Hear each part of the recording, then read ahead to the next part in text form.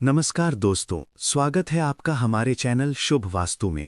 आज हम बात करने वाले हैं वास्तुशास्त्र के सबसे महत्वपूर्ण सिद्धांतों में से एक ब्रह्म स्थान की। लेकिन हम इस पर केवल पारंपरिक नज़रिए से ही नहीं बल्कि आधुनिक विज्ञान और मनोविज्ञान की कसौटी पर भी कसेंगे। तो बने रहिए हमारे साथ। भाग 1, ब्रह्म स्थान क्या है, वैज्ञानिक दृष्टिकोण। साधारण शब्दों में कहें तो किसी भी घर, ऑफिस या प्लॉट का केंद्र बिंदु यानी सेंटर ब्रह्म स्थान कहलाता है। वास्तुशास्त्र में इसे घर की आत्मा या ऊर्जा का केंद्र माना जाता है। अब इसे विज्ञान की नज़र से देखते हैं। किसी भी संरचना यानी स्ट्रक्चर का केंद्र बिंदु, वहाँ ग्रेविटेशनल फोर्सेस और एनर्जी फ्लो सबसे संतुलित होता है। ये वो जगह है जहाँ से पूरे घर में हवा और रोशनी का वितरण यानी डिस्ट्रीब्यूशन आसानी से हो सकता है। इसे एक एनर्जी हब की तरह समझ सकते हैं। जैसे हमारे शरीर का केंद्र नाभि है, जिसे शारीरिक ऊर्जा का केंद्र माना जाता है, ठीक उसी तरह घर का ब्रह्मस्थान पूरे घर की ऊर्जा का केंद्र है। भाग 2, ब्रह्मस्थान के दोष और उनका प्रभाव। अब सवाल उठता है कि अगर ये स्थान इतना महत्वपूर्ण है तो अगर इसमें गड़बड़ी हो तो क्या होगा। वास्तु के अनुसार ब्रह्मस्थान में भारीपन या अवरोध होना दोष माना जाता है। मुख्य दोष इस प्रकार हैं। 1, टॉयलेट या बाथरूम। ब्रह्मस्थान में टॉयलेट होना सबसे बड़ा दोष माना जाता है। 2, सीढ़ियां यानी स्टेयरकेस, केंद्र में सीढ़ियां होना। 3, भारी सामान या कबाड़, केंद्र में अनुपयोगी सामान जमा करना। 4, रसोई घर यानी किचन, केंद्र में चूल्हा होना। अब सोचिए, अगर किसी सिस्टम का केंद्र यानी कोर ही अवरुद्ध, गंदा या भारी हो तो पूरे सिस्टम का प्रवाह यानी फ्लो बिगड़ जाता है। ब्रह्मस्थान में टॉयलेट होने से नमी और बैक्टीरिया का प्रसार पूरे घर के केंद्र से हो सकता है। केंद्र में भारी सामान रखने से हवा और रोशनी का प्रवाह रुकता है, जिससे घर में उदासी और सुस्ती का माहौल बन सकता है।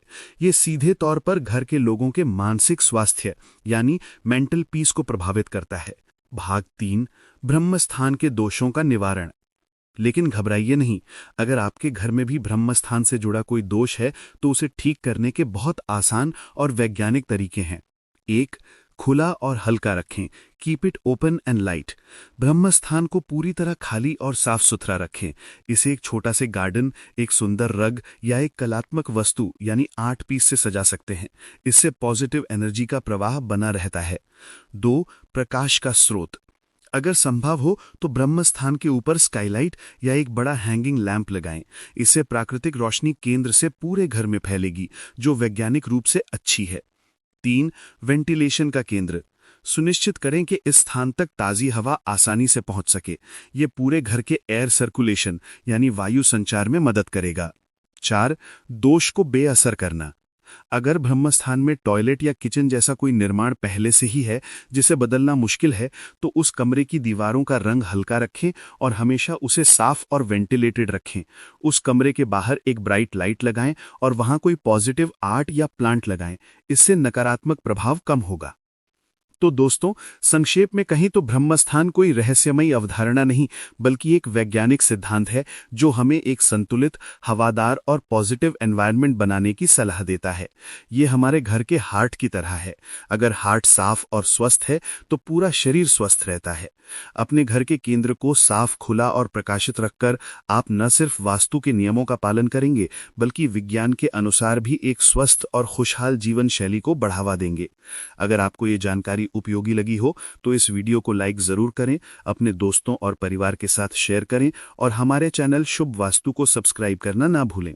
नीचे कमेंट में बताएं कि आपके घर में ब्रह्मस्थान कैसा है। आपकी कीमती समय के लिए बहुत बहुत धन्यवाद। जुड़े रहिए ज्ञान और सकारात्मकता के साथ। शुभ विचारों के साथ फिर मिलेंगे एक नए विषय के साथ। नमस्कार।